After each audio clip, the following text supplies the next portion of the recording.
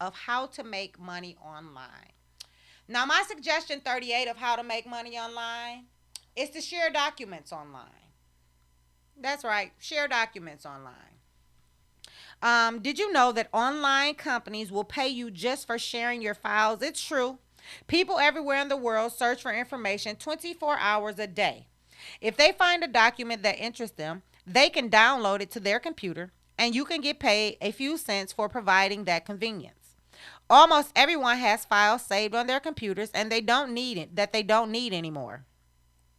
But rather than deleting the document, or even worse, allowing it to remain on your hard drive and just take up more space, you might want to consider sharing your documents and making some money. The more documents you upload, the more chances you'll have of someone paying to take possession of the information you've shared. Think about uploading those documents to more than one document sharing site so that you can make more money. How your income share is calculated. With most document sharing sites, you're paid either a percentage of the Google AdSense revenue that's generated alongside with the documents you're offering, or you're paid a flat fee per each document sold, minus a transaction fee. Every company has their own payment calculation schedule. So this is how you would get started. Okay.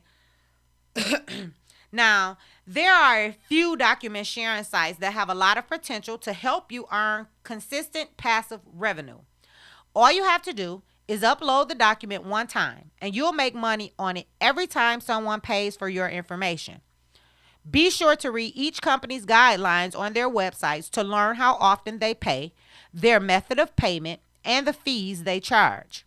This is a great way to alter some ebooks that you have gathered dust on your hard drive, or if you've written a short report or an instructional guide, you can sell it on one of these websites and you don't need to have your own site.